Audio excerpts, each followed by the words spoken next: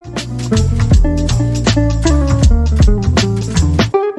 warahmatullahi wabarakatuh. Halo semuanya, kita bertemu lagi di pertemuan selanjutnya mengenai manusia sebagai makhluk budaya.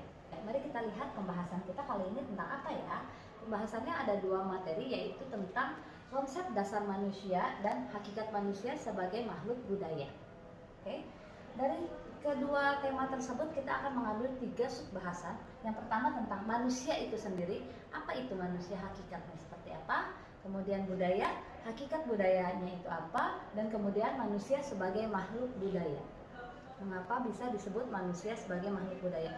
Oke, untuk mempersingkat waktu, kita langsung masuk ke pembahasan pertama, yaitu mengenai manusia.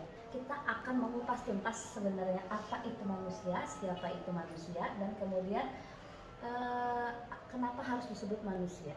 Menurut bahasa, manusia itu berasal dari bahasa Sanskerta, yaitu dari asal katanya manu, yang artinya berpikir, berakal budi, atau makhluk yang berakal budi. Sedangkan menurut istilah, manusia diartikan sebuah kelompok atau seorang individu. Itu menurut istilah. Dipaparkan oleh para ahli, manusia adalah seorang pribadi yang utuh, yang terdiri dari jiwa dan badan.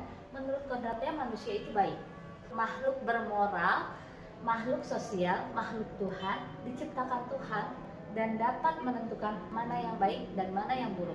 Itu ditentukan dari suara hati. Selain itu, manusia adalah makhluk Tuhan yang paling sempurna. Karena kenapa? Karena diberikan satu kelebihan dari makhluk lainnya, yaitu diberikannya akal budi. Dari pengertian dari para ahli ini, kita dapat menyimpulkan atau menarik garis merah, yaitu 4 unsur yang terdapat di manusia. Kenapa kenapa disebut manusia? Karena memiliki 4 unsur. Yang pertama adalah unsur, di sini dijelaskan juga terdiri dari jiwa, yaitu unsur rohani, dan badan, yaitu unsur jasmani. Kemudian yang ketiga adalah makhluk sosial, yaitu unsur keakuan atau keinginan, adanya keinginan dari hati manusia. Yang keempat yaitu jadi apa manusia? Manusia adalah dengan akal budi, manusia mampu menciptakan kebudayaan. Kebudayaan pada dasarnya adalah hasil akal budi manusia alam sekitarnya. Baik dengan alam maupun manusia lainnya, manusia merupakan makhluk yang berbudaya. Manusia adalah pencipta kebudayaan. Dari penjelasan ini, kemudian akan muncul lagi pertanyaan selanjutnya, yaitu mengenai apa itu akal budi. Di sini saya akan menjelaskan yang disebut akal, dan kemudian ini adalah budi. Akal adalah kemampuan berpikir manusia sebagai kodrat alami yang dimiliki. Berpikir merupakan kegiatan operasional manusia untuk memenuhi keinginannya, untuk memenuhi hasratnya, melengkapi kebutuhan hidup manusia. Fungsi dari akal adalah berpikir. Karena manusia yang dianugerahi akal, maka manusia dapat berpikir. Kemampuan yang berpikir manusia juga digunakan untuk memecahkan masalah-masalah yang dihadapinya, masalah kemanusiaan. Dan kita akan bahas tentang budi. Budi berasal dari bahasa Sanskerta, Buddha, yaitu artinya akal. Budi menurut kamus lengkapnya Indonesia adalah bagian dari kata hati yang berpadu padan akal dan perasaan, dan dapat membeda-bedakan baik dan buruknya sesuatu. Budi dapat pula berarti tabiat, perangai, dan akhlak manusia. Kemudian dapat disimpulkan bahwa dengan akal budinya, manusia dapat menciptakan, mengkreasikan, memperlakukan, memperbaharui, memperbaiki, mengembangkan, dan meningkatkan sesuatu yang ada untuk kepentingan hidup manusia. Agar apa? Agar taraf hidup manusia meningkat. Masuk ke pembahasan yang kedua, yaitu mengenai budaya atau kebudayaan. Dengan akal budi manusia mampu menciptakan kebudayaan. Kebudayaan pada dasarnya adalah hasil akal budi manusia dan dengan alam sekitarnya.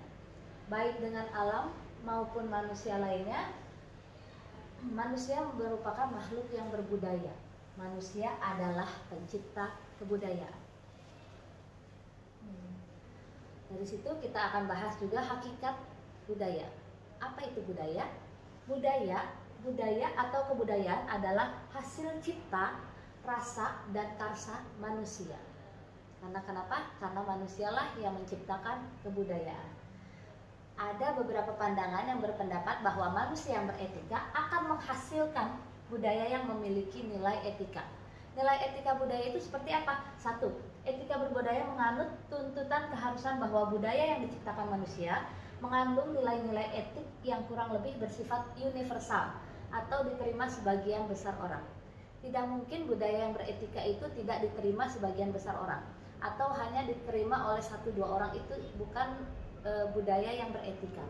Yang kedua, budaya yang memiliki nilai etik adalah budaya yang mampu menjaga, mempertahankan, bahkan mampu mengingat harkat dan martabat manusia itu sendiri. Sebaliknya, jika budaya yang timbul adalah budaya yang tidak memiliki etika, adalah kebudayaan yang akan merendahkan atau bahkan menghancurkan martabat kemanusiaan. Gitu. Jadi, manusia yang beretika mampu menciptakan budaya yang memiliki nilai etika. Dari sini kita sudah membahas tentang hakikat manusia, kemudian hakikat budaya itu sendiri. Kemudian kita akan masuk ke pembahasan ketiga, yaitu manusia sebagai makhluk budaya. Manusia dan kebudayaan merupakan salah satu ikatan yang tidak dapat dipisahkan dalam kehidupan ini. Manusia sebagai makhluk Tuhan yang paling sempurna menciptakan kebudayaan sendiri dan melestarikannya secara turun-temurun. Budaya tercipta dari kegiatan sehari-hari dan juga dari kejadian-kejadian yang sudah diatur oleh Yang Maha Kuasa.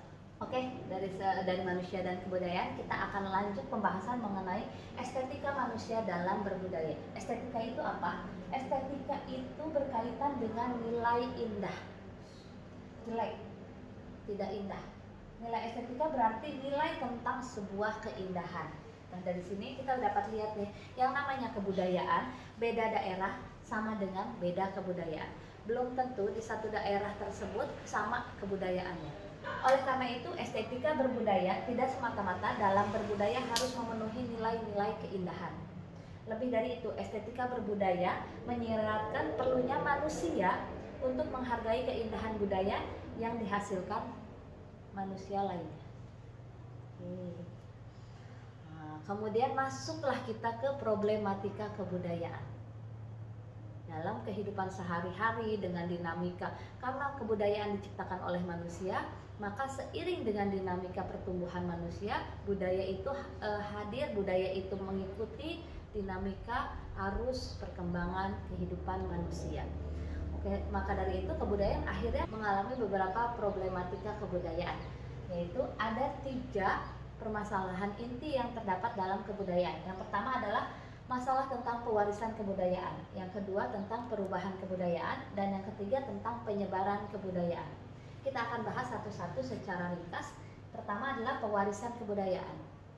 Apa itu pewarisan kebudayaan?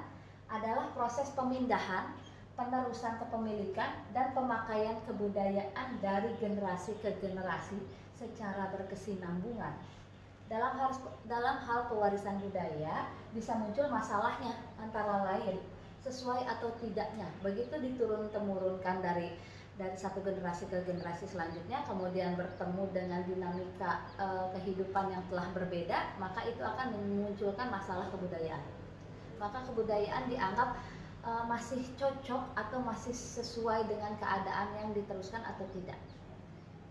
Penolakan generasi, kemudian ada beberapa mungkin permasalahan juga penolakan generasi penerima, yaitu dari generasi ke-1 misalkan ke generasi kedua, kemudian terdapat penolakan dari generasi berikutnya. Itu juga merupakan sebuah masalah dari pewarisan kebudayaan. Yang kedua, perubahan kebudayaan. Perubahan kebudayaan terjadi akibat adanya ketidaksesuaian di antara unsur-unsur budaya yang saling berbeda, sehingga terjadi adanya fungsinya tidak sesuai dengan kehidupan yang ada saat ini. Perubahan kebudayaan yang terjadi juga bisa memunculkan masalah, antara lain perubahan akan merugikan manusia jika dia bersifat kemunduran kebudayaan. Jadi intinya adalah perubahan kebudayaan terjadi itu akibat dari masa sekarang ke masa berikutnya itu sudah tidak sesuai. Gitu. Walaupun dalam masih satu generasi, tapi kemudian kebudayaan itu tidak sesuai, maka itu akan menimbulkan problematika di bidang kebudayaan. Yang terakhir adalah penyebaran kebudayaan atau difusi budaya. Apa artinya? Menyebarkan unsur-unsur kebudayaan dari satu kelompok ke kelompok lain, atau suatu masyarakat ke masyarakat lain.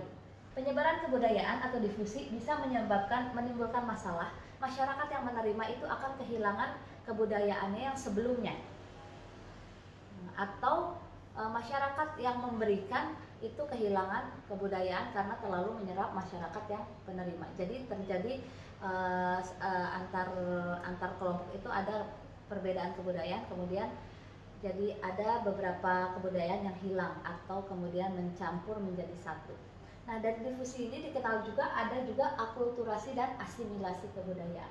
Apa akulturasi? Akulturasi adalah pertemuan antara dua kebudayaan atau lebih yang berbeda. Akulturasi merupakan kontak antar kebudayaan, namun masing-masing masih memperlihatkan unsur-unsur kebudayaannya. Jadi yang namanya akulturasi itu pertemuan antara dua budaya yang kemudian satu sama lainnya itu bersatu tapi tidak menghilangkan ciri-ciri kebudayaan tersebut. Beda dengan asimilasi, yaitu artinya peleburan kebudayaan yang bertemu. Jadi yang namanya asimilasi itu terjadi karena proses yang berlangsung lama, intensif antara mereka yang berlainan latar belakang. Kemudian di asimilasi ini bertemulah dua kebudayaan yang kemudian menjadi satu, sehingga kebudayaan yang dulu yang satu dengan yang lainnya itu hilang ciri khasnya, menjadi budaya baru disebutnya. Demikian pembahasan mengenai manusia sebagai makhluk budaya. Kali ini kita telah membahas tentang 3 subbahasan, yaitu mengenai manusia, kemudian budaya, dan manusia sebagai budaya. Teman-teman, apabila ada pertanyaan silahkan di kolom komentar. Oke, assalamualaikum warahmatullahi wabarakatuh.